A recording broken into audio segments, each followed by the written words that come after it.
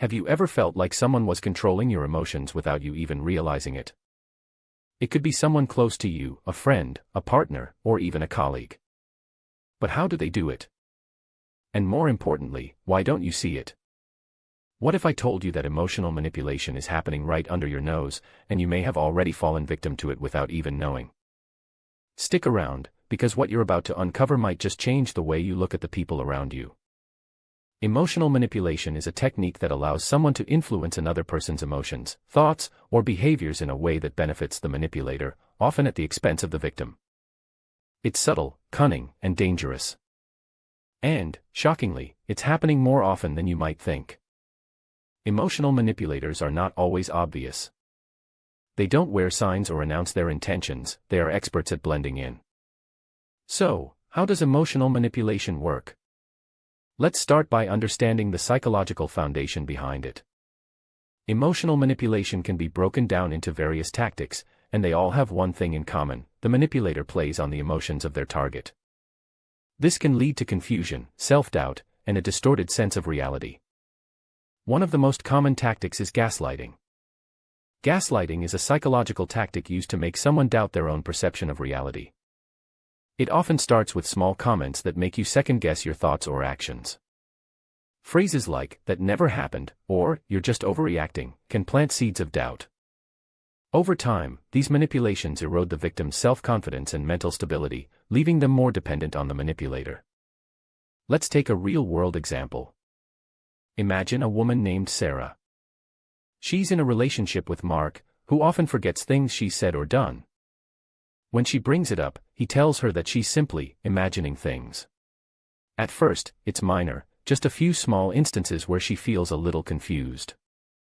But over time, these small moments pile up, and Sarah begins to question herself: did I really say that? Was I really right about what happened? Before long, she's not even sure if she can trust her own thoughts. The effects of gaslighting can be devastating. It chips away at one's sense of self, leaving the victim constantly questioning what's real. This tactic is incredibly powerful because it keeps the victim in a constant state of vulnerability. They start depending on the manipulator for answers, even if those answers aren't true. Emotional manipulators often target individuals who are emotionally vulnerable or in need of validation. This creates a perfect environment for manipulation. When people are in distress or feeling insecure, they are more likely to seek approval or reassurance from others. Manipulators exploit this need, slowly turning their influence into control. Let's look at the case of Alex, who's been struggling with feelings of loneliness. He meets someone who is kind and attentive, offering him emotional support when he feels down. However, over time, this person starts subtly undermining his confidence, using phrases like, "You're lucky I'm here for you." The constant reassurance becomes addictive, and Alex starts to feel like he can't survive without it. The manipulator has now created an emotional dependency that gives them power over Alex's every decision and emotion. The silent treatment. One of the more insidious forms of emotional manipulation is the silent treatment. This silent weapon is often used to punish or control someone by withdrawing affection or communication. The manipulator remains silent, withholding their attention or love until the victim conforms to their expectations. It's a form of control that causes deep emotional pain, as the victim is left in a state of confusion, constantly wondering what they did wrong. Take the case of Lisa. She's in a friendship where one day, her friend, Emma, suddenly stops talking to her without explanation. Lisa is left in the dark, wondering what went wrong. She tries to apologize and make amends, but Emma doesn't respond. As the days drag on, Lisa becomes desperate, replaying every moment in their friendship, trying to figure out what caused Emma's withdrawal. Eventually, Emma starts talking again, but only after Lisa has begged for forgiveness, completely giving in to whatever demands Emma had silently set. The silent treatment works because it forces the victim to chase after the manipulator, reinforcing the manipulator's position of power. The victim becomes emotionally destabilized, always walking on eggshells, afraid of doing anything that might trigger another period of silence. The victim of emotional manipulation experiences a series of emotional highs and lows, each of which is designed to keep them hooked. This emotional roller coaster builds dependency, creating a cycle that is difficult to break. Manipulators know exactly how to use emotions to keep their targets under control. One moment, they might shower the victim with love and attention, only to withdraw it in the next. This push-pull dynamic causes confusion and increases the victim's emotional attachment to the manipulator. The manipulator might show kindness and warmth when they want something, but the moment they get it, they return to their cruel or indifferent behavior. This cycle can keep the victim locked in an unhealthy relationship for years, despite feeling miserable most of the time. The emotional highs from the manipulator's affection feel intoxicating, but they are short-lived, making the lows feel even more painful. Emotional manipulation can happen in various contexts: romantic relationships, friendships, workplaces, and even family dynamics. One particularly notable example is the case of a parent manipulating their child's emotions for personal gain. A mother might use guilt as a tool to get her child to do what she wants, saying things like, "After everything I've done for you, this is how you repay me." The child, overwhelmed with guilt, feels compelled to comply with the mother's wishes, even if they don't want to. Now that we've uncovered some of the core emotional manipulation tactics, let's dive deeper into the more dangerous and sinister side of these behaviors. This section will explore how emotional manipulators escalate their methods, using increasingly harmful psychological tactics to tighten their control. The power of guilt tripping. One of the most powerful tools in an emotional manipulator's arsenal is guilt tripping. This tactic involves making someone feel responsible for the manipulator's emotional state, often leading to a heavy sense of guilt that pushes the victim to comply with the manipulator's desires. Unlike other forms of manipulation that rely on logic or fear, guilt tripping preys on one of the most human emotions, our innate desire to do right by others. Imagine a scenario where a man named Tom is constantly guilt-tripped by his girlfriend, Sarah. Every time Tom has plans with friends or spends time away from Sarah, she gives him the silent treatment, or dramatically expresses how hurt she is. She might say, "I don't understand how you could leave me alone when I need you so much." Over time, these guilt-laden remarks wear Tom down, until he begins to prioritize Sarah's feelings over his own happiness. The problem with guilt tripping is that it makes the victim feel as though their happiness or well-being comes at the cost of someone else's. It forces them into a psychological corner, unable to say no without feeling like they're being cruel or unkind. And over time, the victim may stop considering their own needs altogether. The manipulator's charm is love bombing.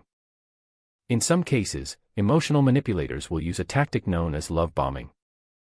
This method involves overwhelming the victim with excessive love, attention, and affection to gain their trust. In the beginning, it feels like a dream come true. There's an undeniable intensity and excitement. But as quickly as the love bombing begins, it turns dark. Take the example of Olivia. She meets someone new, Alex, who showers her with affection. He calls her constantly, writes her love letters, and takes her out on extravagant dates. It feels too good to be true, and it is. As soon as Olivia is emotionally invested, Alex's behavior starts to change. He becomes possessive, controlling, and demanding. The affection he once gave freely now feels conditional. Olivia must meet Alex's emotional needs or face withdrawal. Love bombing works by creating an emotional dependency early on. The manipulator knows that if they can get the victim emotionally hooked, they will have more control. But once the victim is deeply involved, the manipulator will begin to reveal their true nature, often replacing their affection with anger, manipulation, and intimidation. Another dark tactic used by emotional manipulators is triangulation. This method involves introducing a third party into the dynamic, making the victim feel insecure and jealous, ultimately increasing their emotional dependence on the manipulator.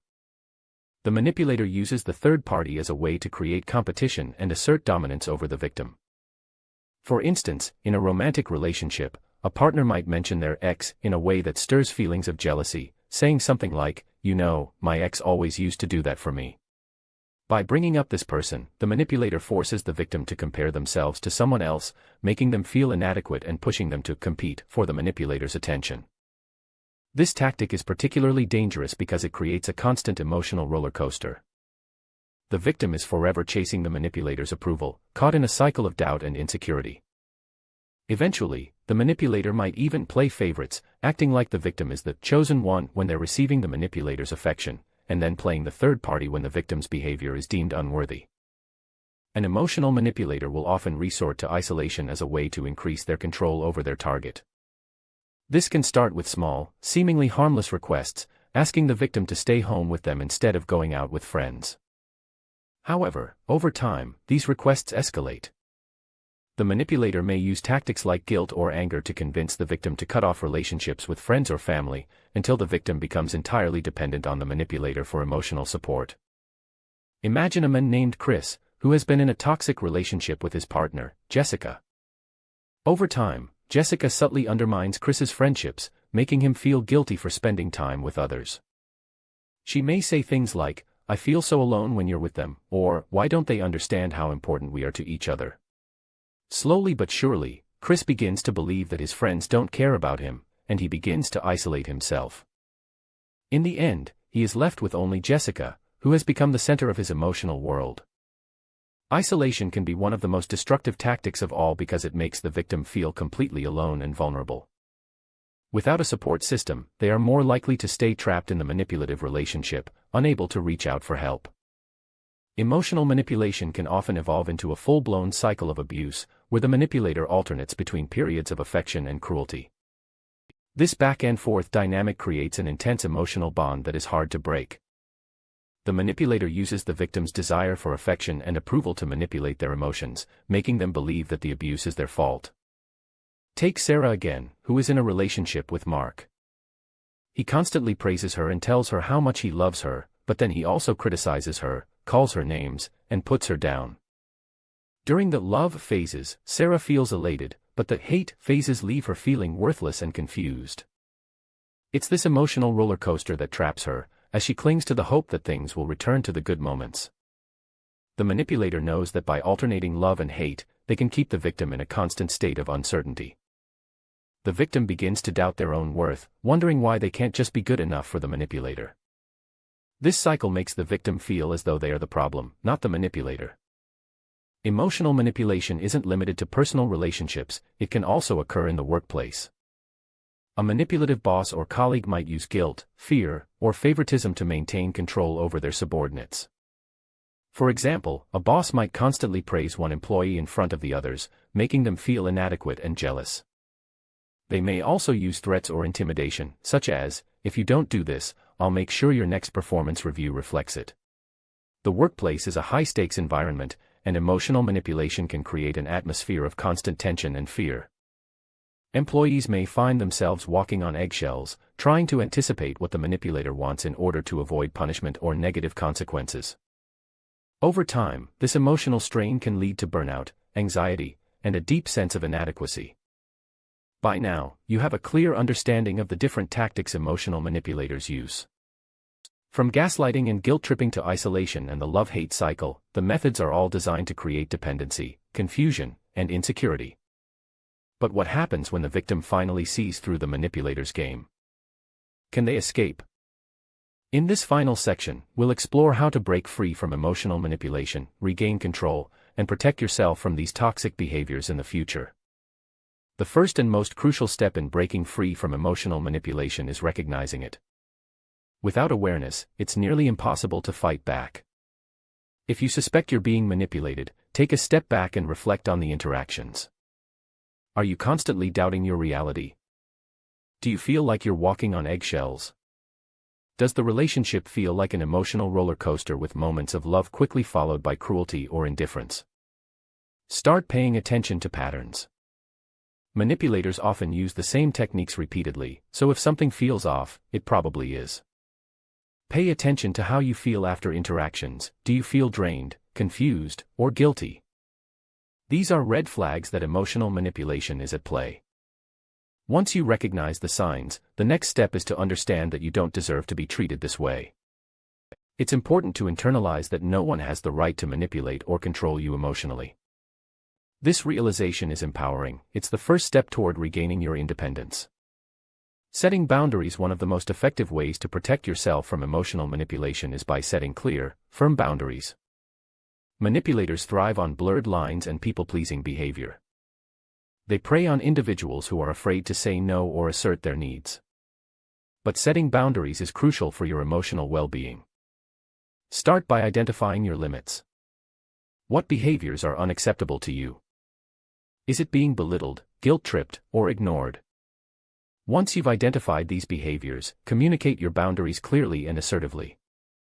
For example, if someone tries to manipulate you with guilt, calmly and confidently say, "I understand how you feel, but I will not be made to feel guilty for my choices." Remember that setting boundaries doesn't require an explanation. You are allowed to protect your emotional space without needing to justify it to others. Boundaries are about protecting your mental and emotional health, and they can be as simple as saying no or walking away from a toxic situation. Rebuilding self-worth. Emotional manipulators work tirelessly to chip away at their victims' self-esteem. Over time, victims may start to believe they are unworthy of love, respect, or happiness. To break free, it's essential to rebuild your self-worth. This can be a challenging process, especially if the manipulator has been undermining your confidence for a long time. Start by reaffirming your value. Surround yourself with people who make you feel good about yourself, people who lift you up rather than tear you down. Engage in activities that make you feel empowered and confident. This could be something as simple as learning a new skill, practicing self-care, or pursuing a hobby that brings you joy. If you're feeling particularly low, consider speaking to a therapist. Therapy is an excellent way to rebuild your sense of self-worth and gain insight into the manipulative behaviors that have affected you. A therapist can help you develop healthier coping mechanisms, learn how to set boundaries, and regain control of your emotional life. Cutting ties with the manipulator. In some cases, the best way to break free from emotional manipulation is to cut ties with the manipulator entirely. This might be difficult, especially if you've invested a lot of time and energy into the relationship. However, if the manipulator refuses to change or continues to manipulate you, it may be the only option left. When you decide to cut ties, be prepared for pushback. Manipulators often react with anger, guilt, or even attempts at manipulation to get you back. They might accuse you of being cruel, unreasonable, or even crazy. Don't fall for it. Remember that your well-being is more important than maintaining a toxic relationship. If you're in a situation where physical safety is a concern or the manipulator has become aggressive, take steps to protect yourself. This might mean seeking help from law enforcement, a support group, or a counselor who can guide you through the process of leaving safely. Seeking support. Breaking free from emotional manipulation is not something you have to do alone. Support is crucial during this time. Reach out to friends, family, or a therapist who can help you process the emotions and challenges that arise as you work to heal. Talking to someone you trust can provide clarity and emotional support.